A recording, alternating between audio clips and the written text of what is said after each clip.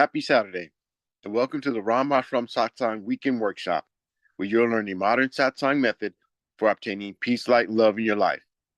My name is Eddie, and I will be introducing the facilitator for today's event. But first, I'd like to give you a brief overview of this Satsang session. If you'll direct your attention towards your screen, you'll see the first element is Satsang. Satsang is a scientific method whereby we may obtain peace, light, and love in our life. It requires no physical skill, spiritual accomplishment, or meditation experience to begin its practice. Satsang consists of two words, Sat and Sang. Sat means positive energy, and Sang means to be with or to be in the presence of. Therefore, the word Satsang means to be in the presence of positive energy. The next element is meditation. Meditation is an important part of Satsang. When we meditate, we withdraw consciousness from worldly objects and direct it inwards to focus on a single thought. In doing so, our minds become calm and our thoughts become pure, thereby allowing us to obtain higher states of consciousness, such as enlightenment, peace, light, and love. Inner orientation. There are two types of Satsang, inner Satsang and outer Satsang. An example of outer Satsang would be chanting or attending pilgrimages. When we practice outer Satsang, we have the potential to change our behavior, but only through the practice of inner Satsang can we obtain higher states of consciousness, such as enlightenment, peace, light, and love. The Satsang that you will learn today is an inner Satsang where we meditate in silence. Group session.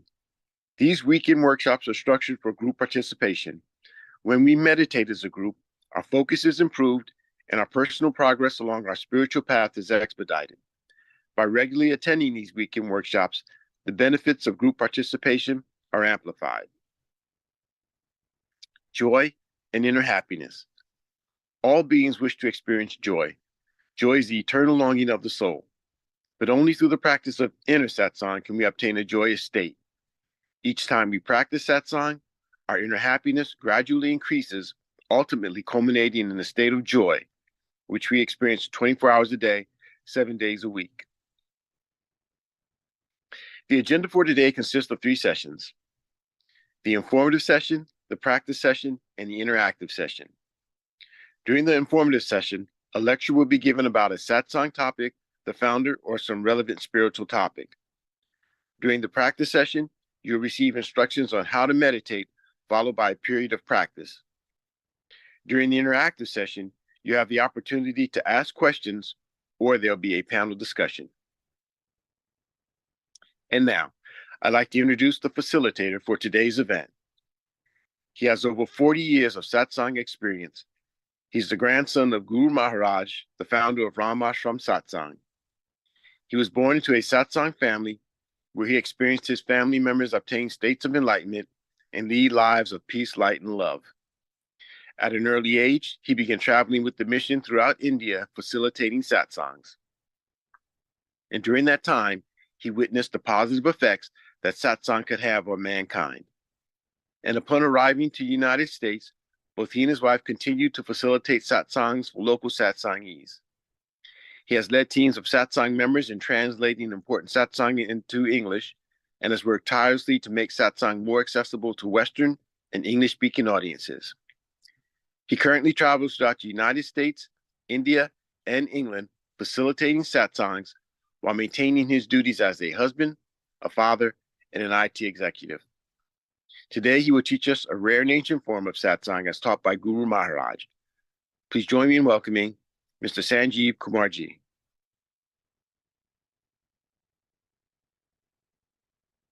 Thank you, Eddie, and happy Saturday, everyone. Glad that we are here in Satsang.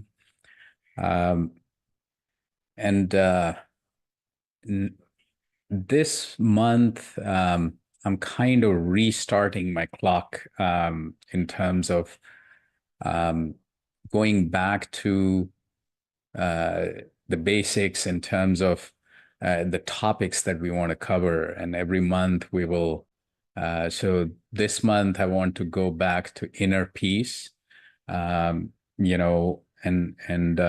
I have a couple of questions for you there, but um, so inner peace, then how to get there. So 5 steps to inner peace. So description of that. So that will be next month, and then inner yoga, which is in the backdrop of Ashtanga yoga or 8 limbs of yoga.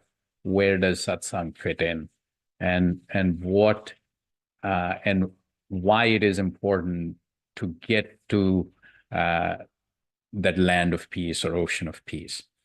And then the 4th month, we will talk about transcendental energy in terms of, um, you know, the core concepts around embodying transcendental energy. So inner peace, understanding the journey or what's the path to inner peace, inner yoga, which is, how to understand this in the context of Ashtanga yoga, and then embodying transcendental energy, which essentially satsang is. That's what we practice in every session. So today, let me ask you a couple of questions. So peace, how do you define peace? So think about that. And then, a couple of questions that follow that is, what's the biggest challenge uh, that we have in terms of achieving, uh, you know, more consistent, deep inner peace? And then, is there something that we need to do to get there? And what would that be? Right. So in terms of the definition of peace, when uh, I decided that this was 22, that I'll do a talk on inner peace, I said, like, okay, so where do I search for the definition?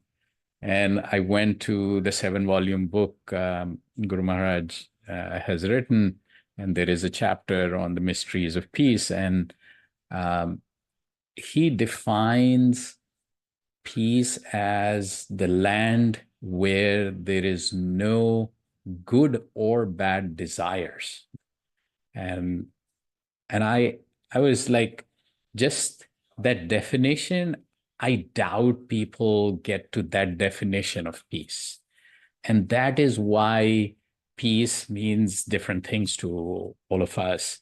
So when you say that you want to get to this peace or abundance of peace, where um, literally, if I could define that place that Guru Maharaj called ocean of peace, or where, um, what would be the target of satsang, like the target state that you get to?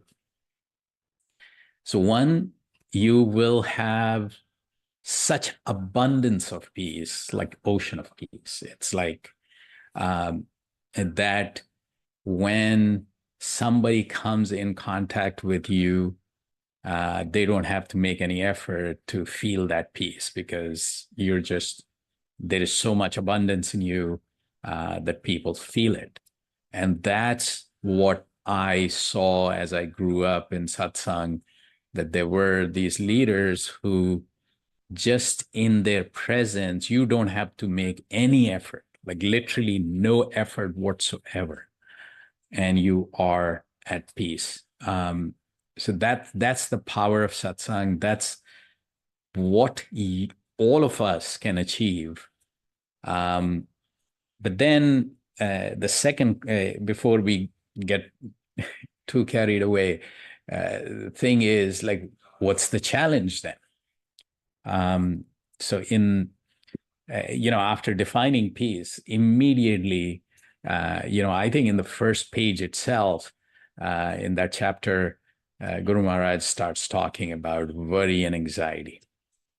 And he says, there is nothing, no bigger challenge to peace than worry and anxiety. And then he kind of goes into the mechanics and definition of that too. But essentially, you know, repeating thoughts, sometimes uncontrollably repeating, um, either in terms of something that was in the past or something that could potentially happen in the future, and especially negative outcome related, that just kind of uh, gets hold of your mind, and you're ruminating on it, and it's just nonstop.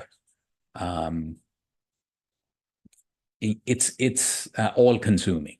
Let's just leave it at that. So then he uh, goes on to say, okay, so what do we need to do? And then he gives like several different ways in which you can tackle that problem. um, Simply distract yourself. You know, um, think about something. So something that's bothering you, think about something completely opposite to that. Um, Figure out some way to be in the present moment, because then you're not going in the future or past. He also says that, you know, in those moments, belief and faith also helps a lot, because if you feel that there is some power, some uh, um, someone who is going to help you, uh, with these negative outcomes or situations, that could be, something that would be very helpful as well.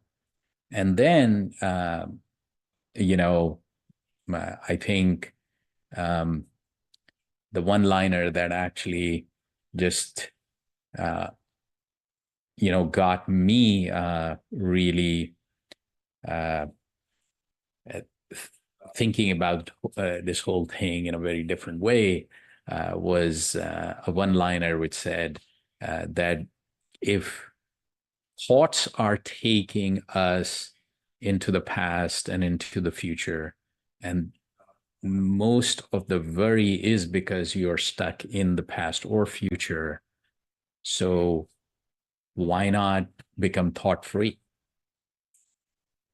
So that would be a solution. And believe it or not, yoga philosophies and various, yoga practices and satsang actually could um, lead you there. Um, it's uh, and then most of the time, you know, even people who have been in it for a while say, easier said than done. I can't even start meditating. And we have talked about the monkey mind a lot. But then, last few sessions, we talked about going from monkey mind to a concentrated mind and to an evolved state of mind. So essentially, um, yeah, um, there is this target state, and um, you know, I would say it's not a given that we'll get there, but if we make up our mind, follow proper process and guidance, I have personally seen people get there, so it can be done. That's what um, my motivation is, to continually share and talk about this. And what we will do now is like practice with people, which in the first session itself should give you you know, a glimpse of this deeply positive, uplifting, peaceful moments that this practice could get you to. But practice, practice, practice, and probably Eddie will talk about this. Several times he has mentioned in wrapping up the session that what will help, because yes, it's difficult initially, but practice helps, and the more you practice, the more deeper your practice gets, the higher consciousness doesn't seem that far away. So let's get into it. To So the way Guru Maharaj prescribed it, so he took the meditative practices of the 8 limbs of Ashtanga Yoga, and inward orientation, concentration, meditation, and higher consciousness. The higher consciousness is essentially the result. The 2 steps I'll describe: inward orientation and object of concentration. Those 2 are important to get into meditation, and so once you have limb 5 and 6, 7 results, and when you really get deep into your meditation, higher consciousness results. So for inward orientation, another thing that I should have mentioned with peace is, if you're searching for peace outside, it is elusive. It's all within. So let's search for it inside and pursue the inward oriented practices to search for it within ourselves. So inward orientation is to, instead of the 5 senses going towards the outer world, now you have to bring them inwards, focus inwards. And then not only that, then you manifest or concentrate on this transcendental energy, the positive, uplifting energy. And those 2 things are essential to start with. So for inward orientation, 2 things are important. One is eyes lightly closed, and then sit in a relaxed posture where you can sit still for the period of meditation. So both of those things, like eyes lightly closed and still posture, is important, because every time the sensory input, and when your body moves, your mind moves with it. So we want to concentrate our mind. So mind is going all over the place. So we have to bring it from multitude of thoughts to one thought and one thought alone. And what would be that? So here, there is no activity. Typically, there are lots of meditation methods where mind is given one activity to focus on. Here, there is not even that. It's just observation of this transcendental energy in form of light that's right here, right now with us. And this light is entering your heart, distributing throughout your body, and you're becoming one with this light. You are becoming the light. You're getting totally immersed in it. So eyes lightly closed, still in relaxed posture. And now you're focusing, you're concentrating your mind, you're manifesting this transcendental energy in form of light. Light is entering your heart, distributing throughout your body, and you're becoming one with this light. You're getting totally immersed in this light. Now, mind wanders away. It's natural. It would happen. And as soon as you realize that mind has wandered away to something else, what you need to do is bring it back to this thought and this thought alone. And so many people have uh, told me that they start some breathing, breath work, or some mindfulness. And you can do those things before or after if that helps your concentration. Um, while practicing this, just focus on manifesting transcendental energy, and that will take you to higher realms if done in the prescribed way. So, to help concentration, we start with music, then the music fades away, and we go deep into silent meditation. This deep silent meditation actually leads to this thought-free state or a higher conscious, higher aware state. And that's what we're targeting here. And your mindfulness, your breath work, and all that will get better once your focus and concentration through this practice gets better. So I'll just repeat one more time.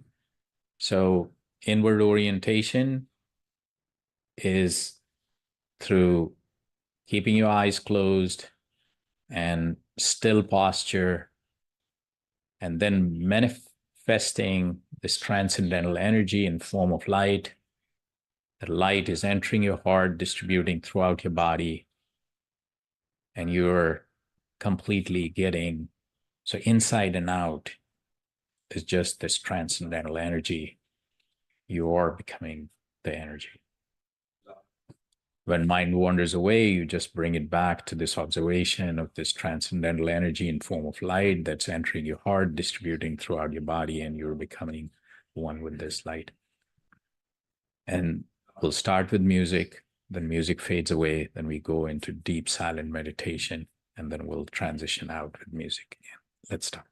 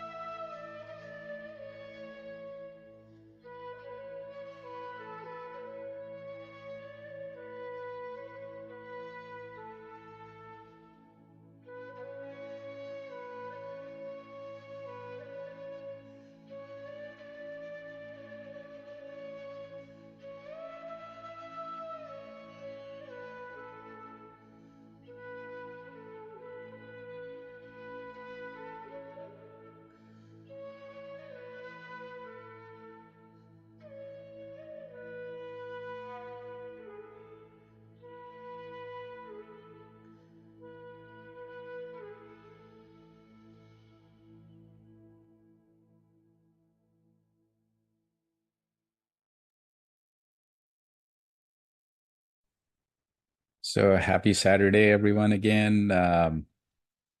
Glad that we are here in Satsang. This is, as Eddie had mentioned, is the interactive session, and um, I'll ask you to, uh, you know, share your thoughts, questions, any experience. You can use the chat or, um, you know, unmute yourself. You can also turn on your videos. I think after the meditation, it won't be as distracting, I guess. So before I ask Parul to share some thoughts today, before we open up, I was just thinking that, um, you know, it's this time after the meditation is to absorb the energy. So the internal states that we are in is priceless. The effort that we have made, or, you know, meditations are supposed to be effortless, but the time that we have put into it, and just um, made this attempt to get towards peace. Um, I was watching a video on meditation, and it said, do not rush in or rush out of meditation. And I think that's very, very important. And learn to live with positive, uplifting energy and to embody it. That's the essence of this practice, essence of satsang. And one more thing is like, my mother's birthday tomorrow, and there will be a satsang in India. I'll It'll be late for me, but I'll join. And just one thought that um, I was remembering was that when she passed away, I was reflecting, and what I actually, it might not have occurred to me before as strongly, but when I reflected on her service, what um, I realized was that just listening to people with empathy and with care and with listening to their problems, giving your time to them is a phenomenal service. So food for thought there. So Parul, what do you have for us today? Love that. Yeah. So I was thinking about when you were talking today, how the definition of peace is the land where there is no good or bad desires. And that's so powerful. But I was thinking how the focus of your meditation really matters because of that. And, as you were mentioning, there's so many meditations out there today. They focus on breath or they focus on words in guided meditations. And in this practice, we focus on the light and then we focus on silence, right? And so I was thinking that, when we call in this light that enters our hearts and, right there, you're immersed into the energy of peace, love, and protection. Whereas, in other practices, it's breath or something else that can momentarily help with your thoughts and stuff like that. But in this one, when we immerse ourselves in the light, we're immediately getting that, that higher energy, that upgrade. And so once you go into silence and those thoughts can come back, you move back into your focus on the light. So I thought it was really powerful that, in this practice, we are practicing something that does help us with, achieving even that moment of peace, thinking about the light, So even if you're struggling with the monkey mind or, repetitive thoughts, even beyond like an opposing thought, especially within the meditation, you can think about putting that focus back on the light. And, as you continue with this practice, it helps you maintain that connection with a higher state.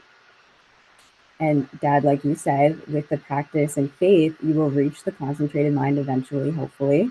And then from there, with even more, practice, faith, discipline, we're all hoping to reach that ultimate state, the ocean of peace.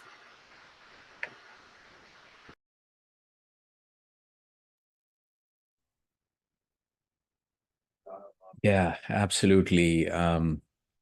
You know, and today I was listening to something that said light is um, also gyan or knowledge, or, it dispels darkness. And light is in some ways so phenomenal that uh, somewhere there was darkness for a very long time, but just this little ray of light, you know, makes the difference. So within us too. So this light could dispel the darkness, dispel the weaknesses, dispel the ignorance, and similar other things. So on that note, let's open it up. Steve, Lowe's, Eddie, others.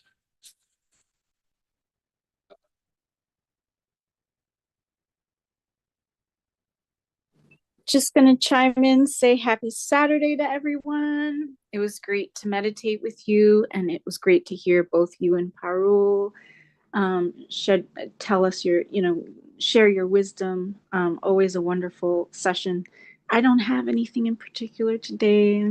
Sorry, but I did have a beautiful meditation session. So thank you. No, that's the goal. That's the core, right? Absolutely. I actually second that. Today was just phenomenal session. So, Steve, how are you? Yeah, I'm well today. Yep, just rested and I had made reference to like the transcendentalist writers in our last meeting, and so I tried to go back to a booklet on understanding Hinduism that I picked up at the Neasden Temple, and it talked about the Vedas, Sanskrit for knowledge, and two types of knowledge being important to elevate human life. So knowledge of the world and knowledge of the divine. And I made reference to a quote I had read by one of those transcendentalists. So in the booklet, it was Henry David Thoreau that was in this exhibit there. And he talked about the wisdom of the Vedas. And he said, whenever I have read any part of the Vedas, I've felt that some unearthly and unknown light illuminated me. Wow. In the great teaching of the Vedas, there is no touch of sectarianism. It is of all ages, climes, nationalities, and is the royal road for the attainment of the great knowledge. When I'm at it, I feel that I am under the spangled heavens of a summer night.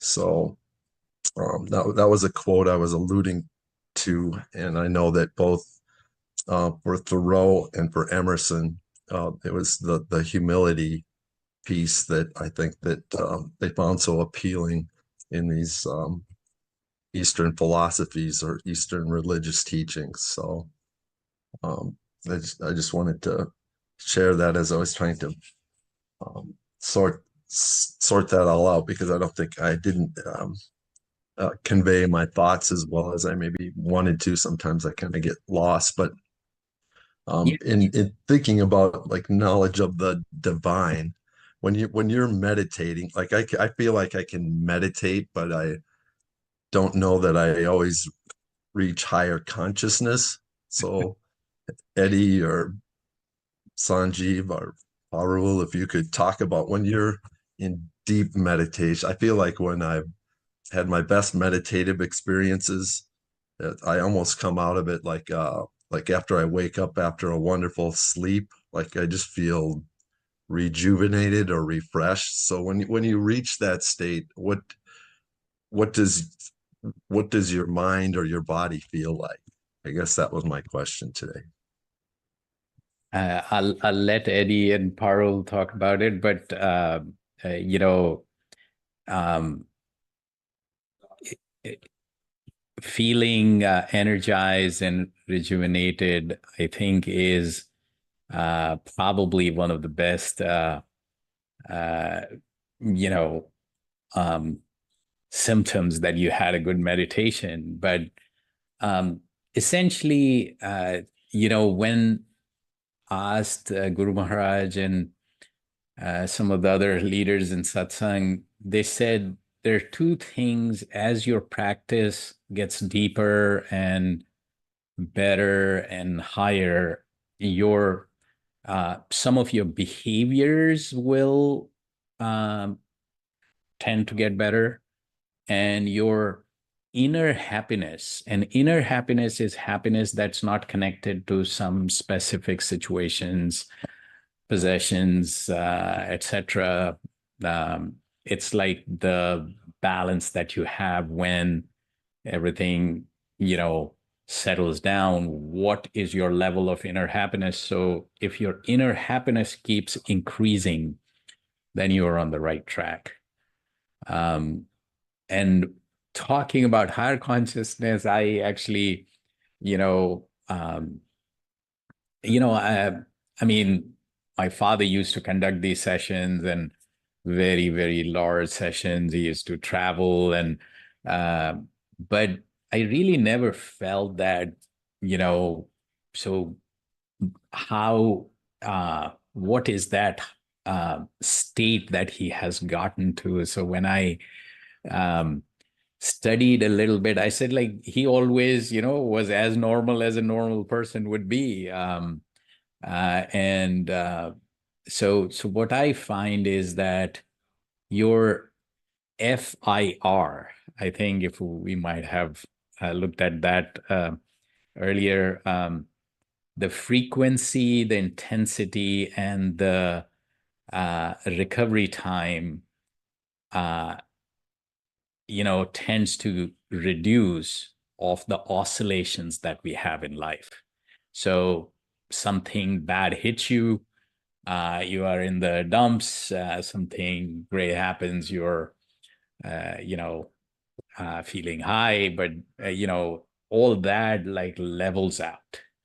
And that, I think, is another, um, and Eddie, maybe you can talk about it, the Sahad Samadhi we have talked about, right? It's the natural state. The natural state of higher consciousness is just that you're even keel. So maybe, Eddie, you can add more. Yeah, if I sort of understood what Steve is asking, there are different levels, like you mentioned, Sanjeev, and obviously the highest state is the natural samadhi state.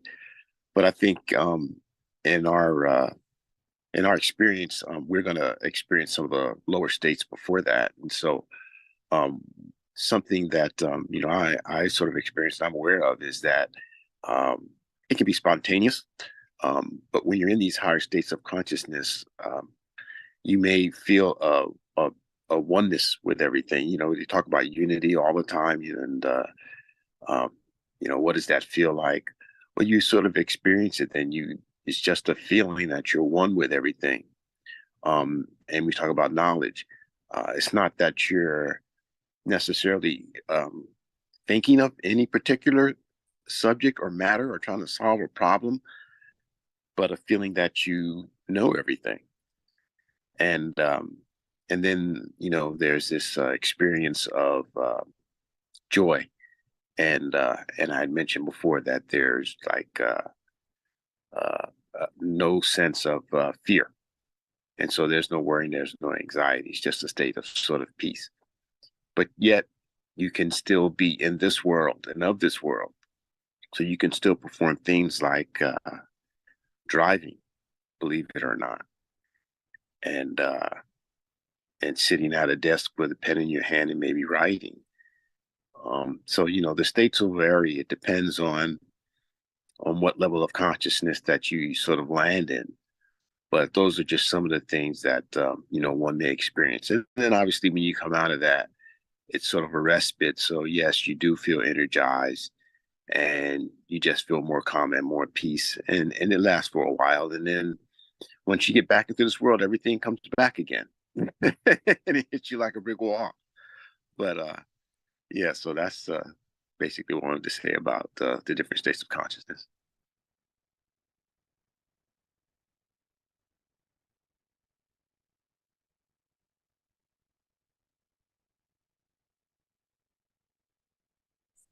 Any other thoughts, comments? Jules, Jennifer, Mary, Camilla?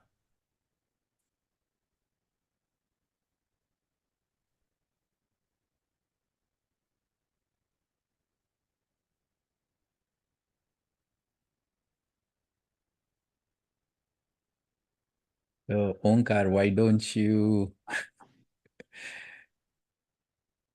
uh,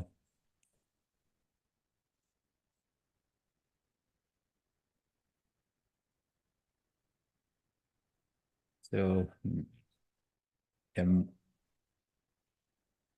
Mary is talking about the monkey mind, and yeah, tackling the monkey mind is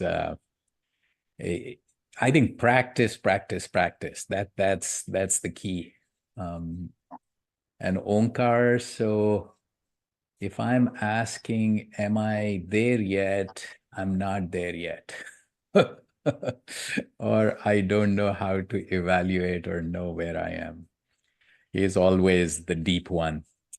Um, so yeah, I mean, one of the things that what Onkar is kind of referring to is, enjoy the journey, enjoy, uh, you know, how and where it's taking you, um, because, you know, um, just sometimes, asking where I am is, um, if see, it's like I think Guru Maharaj kind of described that in this method, unlike some of the other methods like Kundalini Yoga, where you have chakras to cross and there are energy centers and you find like which center you are at. Um, and I've discussed this before. Every time you come to know that you have some money, it's just, and the more you have or a lot you have, just makes you feel, um, I think it engages your ego, quote unquote. And what happens is that uh, in the spiritual journey, if we've talked about worry and anxiety, but there is a humongous hurdle to cross, which is our identity. And I think, Parul, you had talked about this last time. Maybe you can repeat that, or bring that on again. So until and unless, so if I am a bubble on top of the ocean, till I am the bubble, I have that identity. But when I become part of the ocean, I am the ocean. So do you want to be the ocean or do you want to be the bubble? But we all want to, in some ways, want to stick to the identity that we have, which is so temporary. But in, quote unquote, the longer term identity is that we are not limited, we are limitless. We are not just this physical existence, we are part of the consciousness. So that is so more and more for the last few weeks, I'm kind of thinking, what's the spiritual journey? The journey is that my limited existence to my unlimited existence. When do I perceive that I'm the ocean rather than I'm the bubble on top of the ocean? That's it. So Parul, you want to say something on that?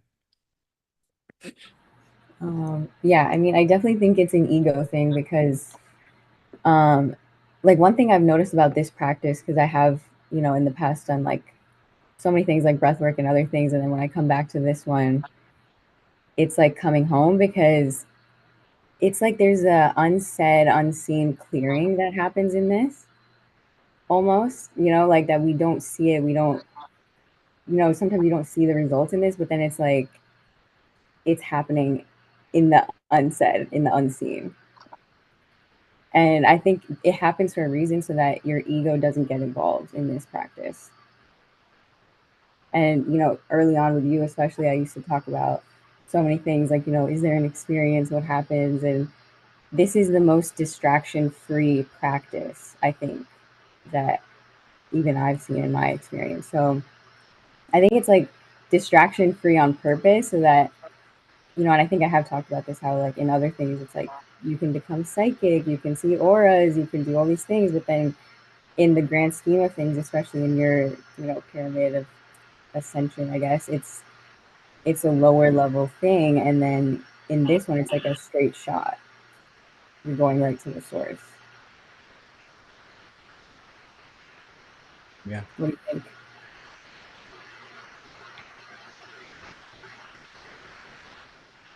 Yeah, and Wow. then also, there's the focus on the heart here instead of the third eye, which again is less ego again. Right. Right.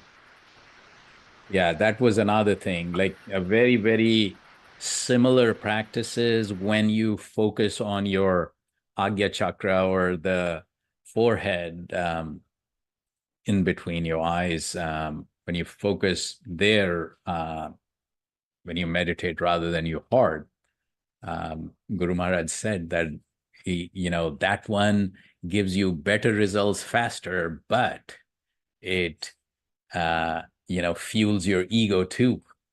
So which one is better? Your choice. So he felt that heart, purify your heart. That's incredible. And fill your heart with light, phenomenal. And become the light. That's just, then you don't have to think about what's higher consciousness. So, well, yeah, so Gita is mentioning FIR is so impactful. Being mindful of it is the key. It is the good reminder to see how we are progressing sometimes. Yeah, life gets tough and a lot of things hit you, and keeping your ups and downs, reducing those, it's not easy. I can tell you with my own experience too, and we all have been there. Yeah. So who has the last wrap-up thought for today?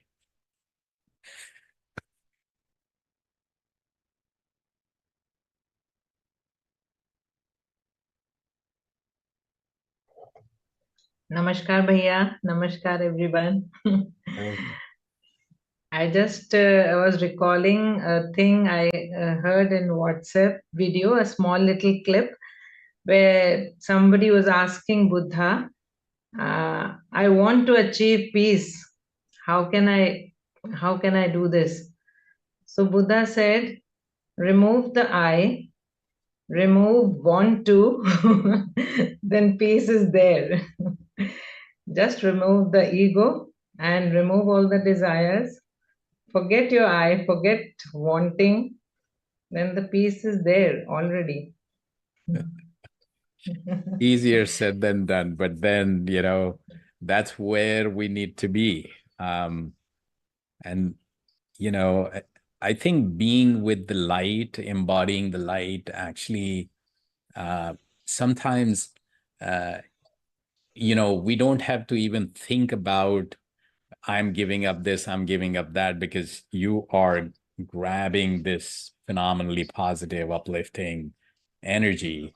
So live with that energy. And, and Jules, I just don't feel like opening my mouth or to try uttering profound comments. I hear you all and love the things you say. And Jules, for next time, I think we will love to hear, or actually now, why not? It's see, quietness, and that reminds me of quietness or silence. And enjoying, absorbing in silence is, it's the core of this practice. So I totally appreciate that. All right. On that note, we'll see you all back here soon. Be with love, light, and peace. And just to mention, love and light precede peace. So, so love, light, and peace be with you. And have a great week ahead. Really great session today. Thank you all for being here. The collective energy was, palpable. Thank you. Take care now.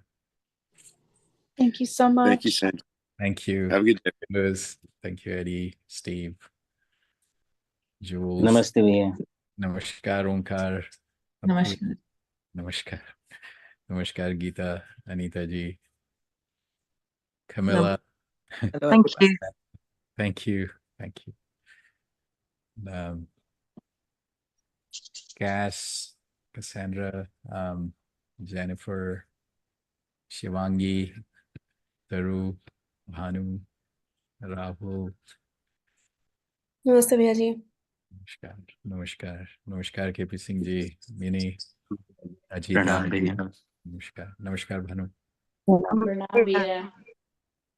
Namaskar, Poonam ji, Mahima ji, yeah. Stella. Thank you. Thank you for being here. It was so awesome today.